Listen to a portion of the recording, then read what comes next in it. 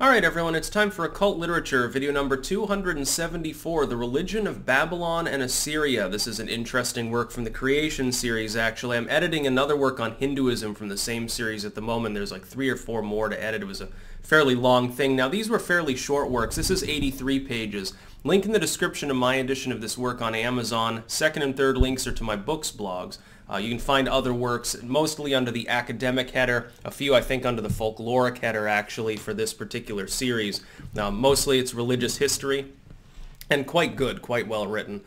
These were basically meant to be academic but also to be easily understood by lay people. So obviously the linguistic structure of the Babylonian terminology used to name their gods, which by the way informs Judaism as well. And that's openly admitted to in this book. This is something that you wouldn't get like 30 or 40 years prior. Early 1900s, they start to adopt the understanding that, Lily too becomes Lilith and things of that nature. The story of Genesis is loosely based on Sumerian lore.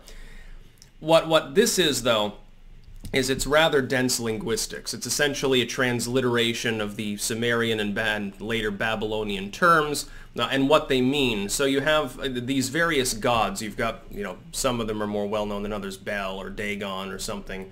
Now, Nergal actually makes an appearance. That is the underlying basis for Nergal from Warhammer. God of pestilence, god of inflicted death specifically, death in the context of war or disease mostly, famine a bit. Some of these other things, by the way, a really hardcore demonic entity. It goes through a long list.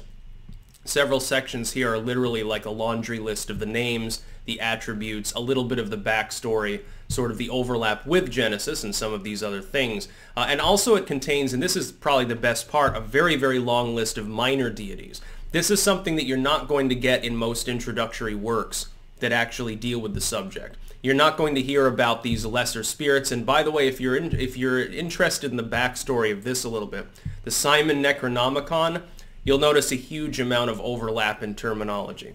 That's because the Simon Necronomicon is invoking actual demonic entities from the Babylonian Sumerian pantheon. Just so that people know, there is a little bit of authenticity there, at least in the roundabout sense. I think that was the first video I made in the Occult series, if I remember correctly, the Necronomicon. It was one of the first. I can't remember which number it was. I'm pretty sure it was number 1, because it's a very interesting subject. Anyway, this particular work is well written. It is dense, though. It's mostly long lists of deities and demons and some of these figures. There's also a section on incantations, so some of these various sort of statements about the gods, their various powers. For instance, there was a tendency to take the same god, split it into a million different avatars, and these avatars could interact under different names that in some cases were even interchanged over time over the course of the evolution of this spiritual system. You have constant references to the Epic of Gilgamesh, and you've got to understand this particular work. Now I've got Dwarf Fortress mode here. Anyway, this particular work was written long before some of the modern archaeological finds with regards to Sumeria, Babylon, and so forth. So keep that in mind. And this work actually is very honest, and this is refreshing. It openly admits the lack of translation of some of the inscriptions and hieroglyphs and so forth within the language system, and openly proclaims, yeah, we don't know everything, but we've got Assyriology, and that was big at the time, by the way. It was burgeoning in the wake of an obsession with just Rome and Egypt prior. People began branching out into Babylon, Samaria, some of these other cultures over time.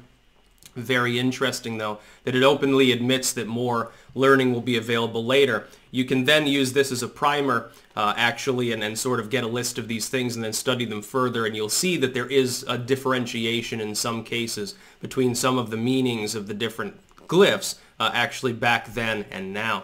So it's fascinating. It's sort of a look at a period in archaeological history, too, but it's 75% linguistics, and the rest of it is more straight religious history. I found it fascinating, but then again, I took a little bit of linguistic anthropology and sort of, got into it a little bit more than most people, I think, would. Anyway, again, link in the description of my edition of this work on Amazon.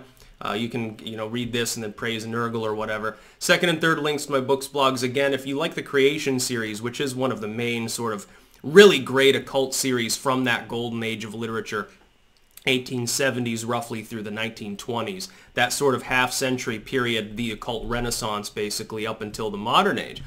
You can find most of those under the academic header. That's about all.